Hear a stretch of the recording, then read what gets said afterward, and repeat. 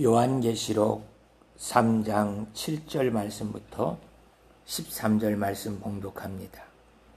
빌라델비아 교회 사자에게 편지하라. 거룩하고 진실하사 다윗의 열쇠를 가지신 이 곧 열면 닫을 사람이 없고 닫으면 열 사람이 없는 그가 이르시되, 볼지어다 내가 내 앞에 열린 문을 두었으니 능히 닫을 사람이 없으리라. 내가 내 행위를 아노니 내가 작은 능력을 가지고서도 내 말을 지키며 내 이름을 배반하지 아니하였도다. 보라, 사단의 회당 곧 자칭 유대인이라 하나 그렇지 아니하고 거짓말하는 자들 중에서 몇을 내게 주어 그들로 와서 내 발 앞에 절하게 하고 내가 너를 사랑하는 줄을 알게 하리라. 내가 나의 인내의 말씀을 지켰은즉 내가 또한 너를 지켜 시험의 때를 면하게 하리니 이는 장차 온 세상에 임하여 땅에 거하는 자들을 시험할 때라. 내가 속히 오리니 내가 가진 것을 굳게 잡아 아무도 내 멸류관을 빼앗지 못하게 하라. 이기는 자는 하나님의 성전의 기둥이 되게 하리니 그가 결코 다시 나가지 아니하리라. 내가 하나님의 이름, 하나님의 성 곧 하늘에서 내 아버지께로부터 내려오는 새 예루살렘의 이름과 나의 새 이름을 그 위에 기록하리라. 귀 있는 자는 성령의 교회들에게 하시는 말씀을 들을지어다. 아멘.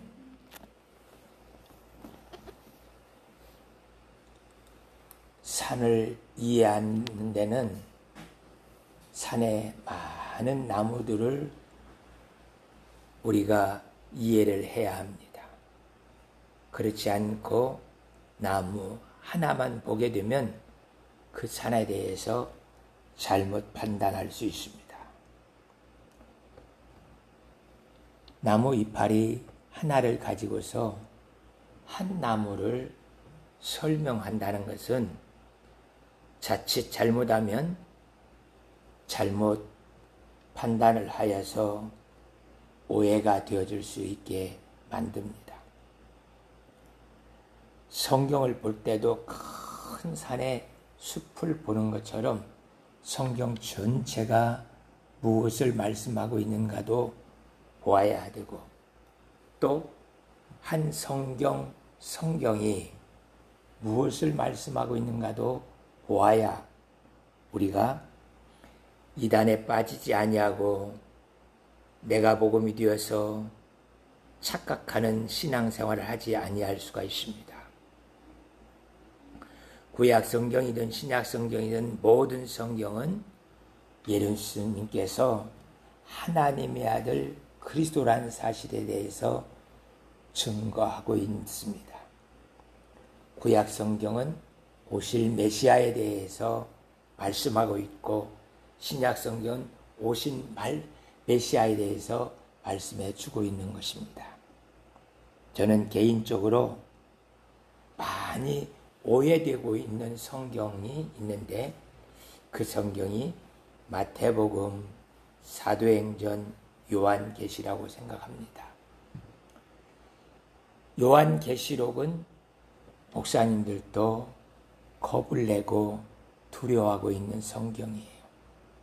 잘못 해석하면 이단이 되어지기 때문에 그 요한계시록을 해석한다는 것은 쉽지 않게 생각합니다. 그러나 마태복음, 사도행전을 이해하고 나면 요한계시록을 이해하고 해석해 나가는데 큰 도움을 얻게 되어지는 것을 보게 돼요. 마태복음은 구약 성경에서 메시아가 이 땅에서 이루어야 할 예언들에 대해서 기록한 것을 그대로 예수님께서 이루셨다 하고 말씀하고 있는 내용이에요. 이렇게 마태복음은 예수님께서 구약 성경의 예언들을 성취하셨습니다. 라는 것을 기록하고 있는데, 이 말씀을 이해하게 되어지면 어떤 이단도 그가 왜 이단인가를 드러내고 배척할 수 있는 힘을 얻게 되어지는 것을 보게 돼요.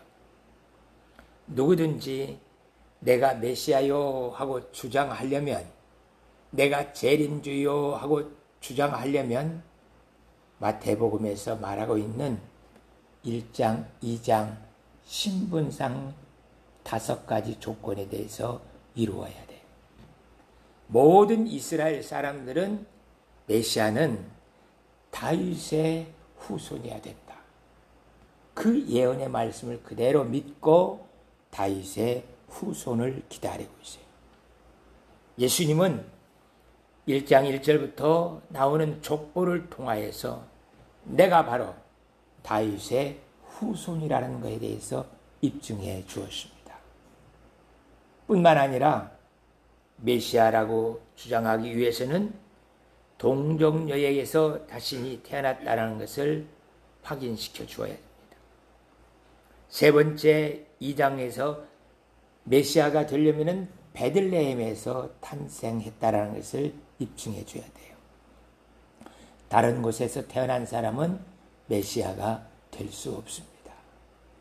네 번째는 애굽에서 건진 내 아들이 되었다는 것을 확인시켜 줘야 되고, 다섯 번째는 나사렛 사람으로 나사렛에서 살았다는 증거를 보여줘야 돼요.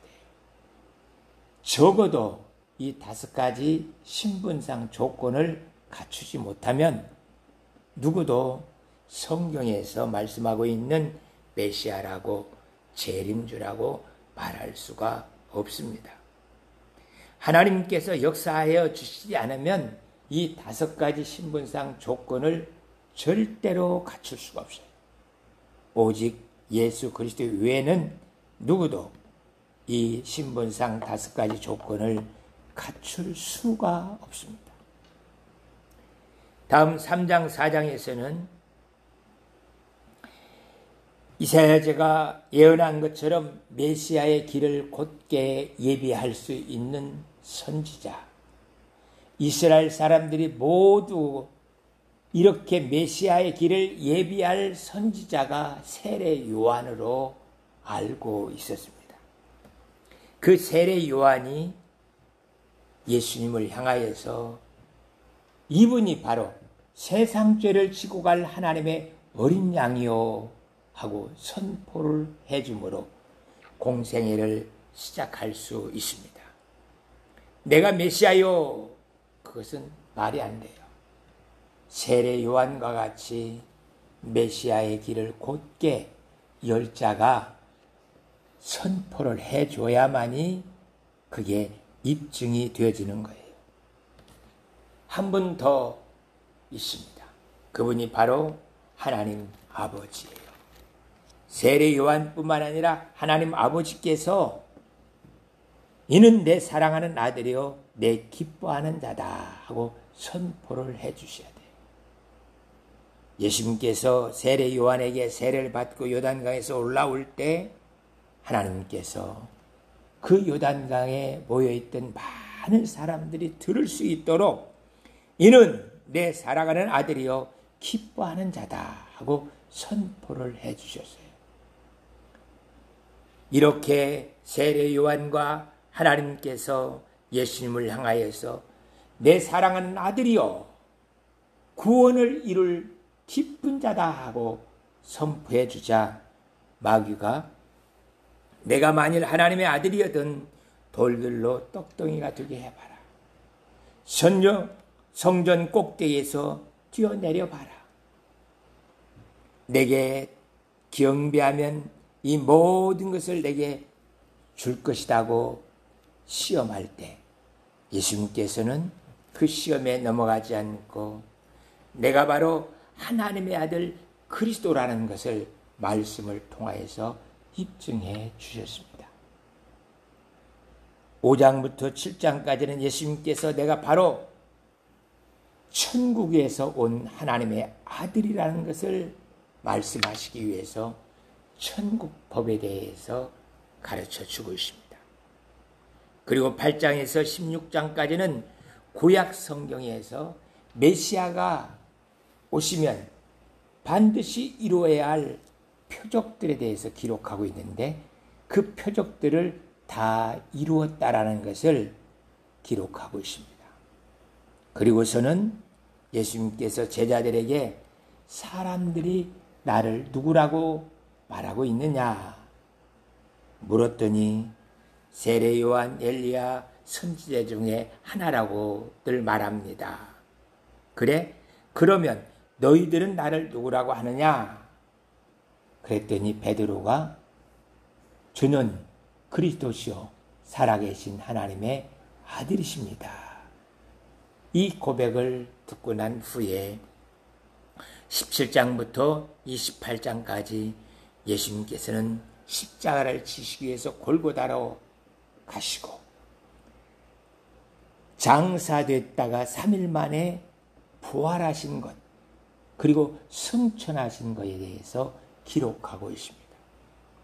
이렇게 마태복음이 구약 성경의 모든 메시아의 예언을 다 이루신 예수님께서 하나님의 아들 그리스도다 하고 말한 것을 너희는 나아가 모든 사람에게 전파하라고 선교 대명령을 주고 계신 것이 마태복음의 내용이에요. 이렇게 예수님께서 구약 성경의 예언들을 다 이루신 메시아라는 것을 이해하지 못하면 나머지 성경을 이해할 수가 없어요. 다음은 사도행전을 많이들 오해하고 있는데 사도행전은 예수님께서 십자가에 죽으시던 그 해에 유월절과 오순절을 지키기 위해서 각국 나라에서 성경의 2장에서는 사도행전 2장에서는 16개 이상 되어지는 많은 나라에서 유대인 디아스포라들이 예루살렘에 올라왔습니다. 그들이 예수님께서 십자가에 죽으시고 장사되었다가 3일 만에 부활하신 것을 목격했어요. 그리고 난 후에 오순절이 되었을 때 그들이 절기를 지키기 위해서 성전에 모였을 때 어두워지는 밤이 되자 갑자기 솔로몬 행각에 모여있는 예수님의 제자들에게 급하고 강한 바람 같은 것들이 성전에 가득하더니 불의 혀같이 갈라지는 그 성령이 제자들 머리 위에 임하는 것을 보게 됐습니다. 제자들은 그 많은 디아스포라들에게 지금 우리에게 나타난 이 모든 일들은 요엘 선지자가 예언한 그 성령이 우리에게 임한 것이다. 너희가 지난 50일 동안 예수님께서 십자가에 달려 죽으시고 장사되었다가 부활하여 승천하신 그분, 그 예수님께서 바로 하나님의 아들 그리스도야 하고 각 나라 사람들이 자기 말로 들을 수 있도록 방언으로 말씀해 주었습니다. 그 말씀을 듣고 우리가 알지 못해서 예수님을 십자가에 못 박으라고 하면서 조롱했습니다. 우리를 용서해 주세요 하고 기도할 때 제자들에게 임하여 왔던 그 성령이 그 디아스포라들에게도 임하여 오게 됐습니다. 그렇게 성령의 충만한 역사가 성전에서 임하여 그들에게 역사가 되어지므로 그들은 한동안 예루살렘에 살고 있는 성도들 집에 거하면서 예수님께서 행하신 표적, 예수님께서 전하신 말씀들을 듣고 그 다음에 각자 자기 집으로 돌아가서 그들의 회당과 그들이 살고 있는 지역의 유대인들에게 우리가 이번 유월절과 오순절을 지키기 위해서 예루살렘에 올라가서 예수님께서 십자가에 달려 죽으시고 장사되었다가 부활하시고 승천하시는 것을 목격했고, 오순절날 사도들에게 먼저 성령이 임하고 우리가 알지 못해서 예수님을 십자가에 못 박으라고 했던 것을 회개하자 우리에게도 성령이 임하여서 우리도 예수님이 하나님의 아들 그리스도라는 사실을 믿게 되었습니다. 이렇게 전파하자. 바울이 그들이 전파하고 있는 각 회당들을 돌아다니면서 1차, 2차, 3차, 4차 선교여행을 하면서 그들에게 바로 이들이 전하고 있는 하나님의 아들 예수님께서 우리를 구원할 그리스도이십니다 하고 전파해 주고 있습니다. 이것이 사도행전의 전체의 내용이에요. 이렇게 마태복음과 사도행전을 이해하고 나면 그 다음에 요한계시록을 이해하고 우리가 믿음으로 살아갈 수 있게 되어지는 것입니다. 요한계시록은요, 7년 대환란을, 재림을 14만 4천 명이 구원받았다라는 것을 설명하기 위해서 기록된 것이 아니에요. 이 14만 4천 명은 구원받은 숫자가 아니라 예수님께서 재림하에 오실 때에 어린 양 혼인잔치가 있게 되어지는데, 그 어린 양 혼인잔치 때 구약의 12지파에서 뽑힌 천국 성가대 14만 4천 명이 하나님의 보좌 앞에 나가면서 부르는 찬송에 대해서 기록하고 있는 거예요. 구원받은 자가 아니라 천국 성가에 대해서 말씀해 주고 있는 것입니다. 그러나 요한계시록은 7년 대환란이나 재림이나 구원받은 숫자에 대해서 말하는 것이 아니고 그 어린 양 혼인잔치에 참여해서 새 예루살렘에 입성하게 될 거룩한 신부들, 우리들에 대해서 말씀해 주고 있는 말씀이 요한계시록의 말씀이라고 설명해 드렸었습니다. 이렇게 예수님께서 그 어린 양 혼인잔치에 들어갈 거룩한 신부들에게 격려와 위로의 말씀을 전해주시면서 너희가 마지막까지 첫사랑을 버리지 말고 이단을 배척한 것처럼 믿음을 지키고 끝까지 이기게 되어지면 너희가 새 예루살렘 성, 거룩한 그 성에 들어가서 영원토록 살게 될 것이라고 7교회를 통하여서 말씀해 주고 있습니다. 그 새 예루살렘 성에 들어갈 교회들을 설명해 주고 있는데, 오늘은 마지막 4대 교회, 빌라델비아 교회, 라우디아 교회에 대해서 함께 살피면서 은혜를 받기 원합니다. 특별히 빌라델비아 교회에 대해서 집중적으로 함께 살피기를 원하는데, 예수님께서 하나님 아버지로부터 하사받은 이 새 예루살렘 성에 결코 우리들이 쫓겨나지 않고 영원토록 그곳에서 예수님과 함께 왕노릇하면서 살 수 있게 만들어준다는 것에 대해서 빌라델비아 교회를 통하여서 말씀해 주고 있어요. 그 성에 우리를 위하여서 준비된 그 집과 우리를 위해서 문패에 하나님의 이름이 기록된다는 거예요. 그리고 또 하나가 거룩한 성, 그러니까 새 예루살렘 성에 있는 집, 그 집에 예수님의 이름, 그 예수님의 이름도 새 이름으로 기록하고 우리의 이름, 그러니까 예수님의 신부 이원옥이란 이름이 문패에 기록된다는 거예요. 요새도 가끔 보면은 부부 이름이 문패에 기록되어 있는 것을 보게 돼요.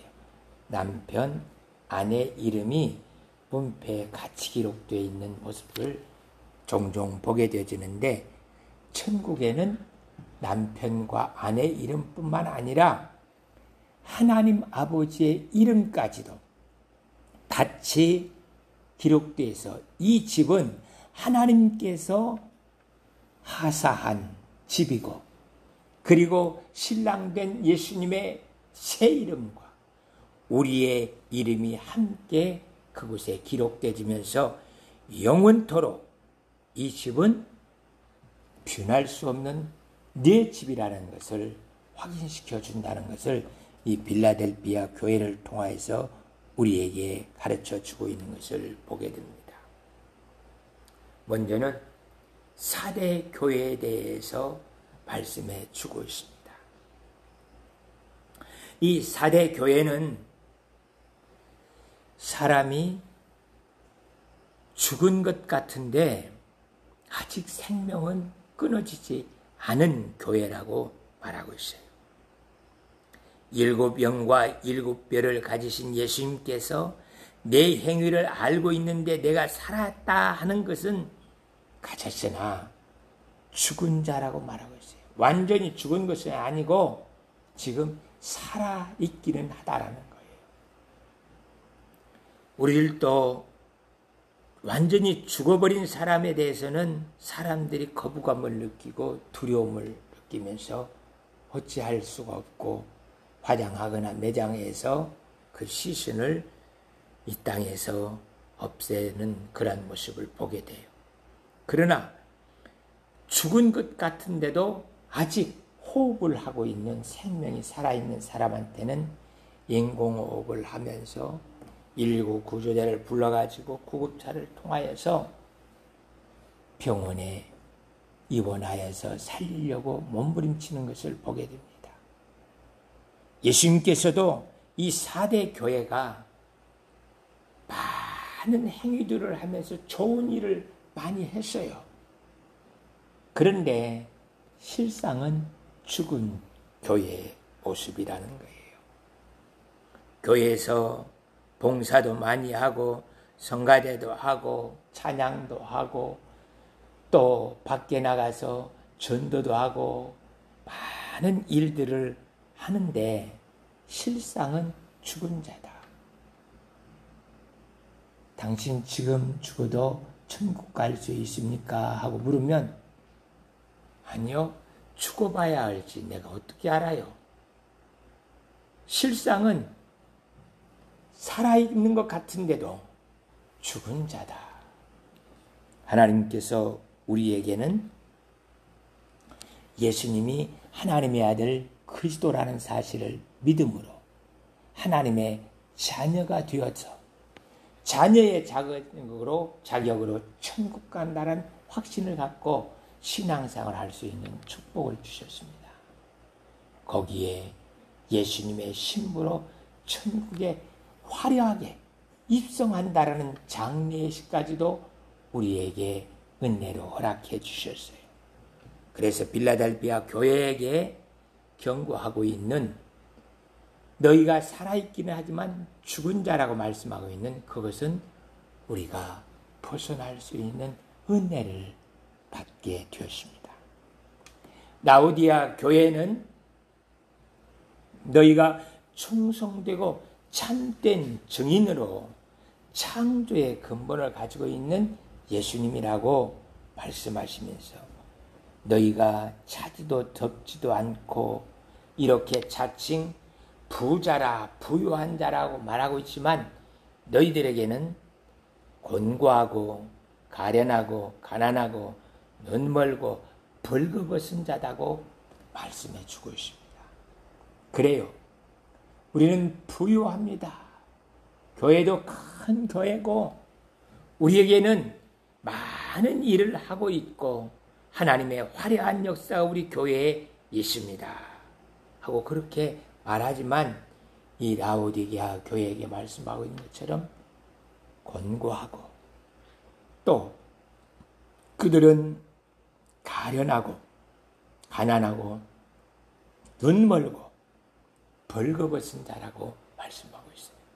그래서 이제는 우리가 문 밖에 서서 문을 두드리면서 마음의 문을 열고 너희가 성령의 뜨거운 역사 속에서 살아야 된다고 말씀하고 있는 그 예수님의 음성을 듣고 우리가 깨어나서 우리에게 주어졌던 하나님의 능력을 세상에 보여주시면서 하나님의 살아 역사하심을 보여줘야 합니다. 빌라델비아 교회에게 말씀하신 새 예루살렘 성에 우리가 입성하게 되어진다는 것을 기억하면서 하나님께서 우리에게 주신 언약 성경 마태복음의 축복과 사도행전의 성령의 역사가 우리에게 주어짐으로 말미암아 하나님께서 주신 그 영광을 온 땅에 전파하며 살아갈 수 있는 은혜가 있게 하여 주옵소서. 기도하면서 믿음으로 승리하는 저희들 모두가 될 수 있기를 축복합니다. 기도하겠습니다. 사랑의 하나님 아버지, 은혜 진심으로 감사드립니다. 저희로 하여금 예수님이 하나님의 아들 그리스도임을 확실한 증거를 가지고 믿을 수 있게 해주시고 새 예루살렘 성에 입성하는 장례 예식도 허락해 주시면서 신부답게 살아갈 수 있도록 도와주신 것도 감사드립니다. 이제는 미지근한 신앙생활이 아니라 뜨거운 그 열정을 가지고 성령의 충만한 역사로 하나님의 살아 역사하시는 표적들을 보여주면서 신앙생활을 할 수 있도록 은혜를 베풀어 주옵소서. 감사와 찬양 드리옵고 예수 그리스도의 이름으로 기도하옵나이다. 아멘.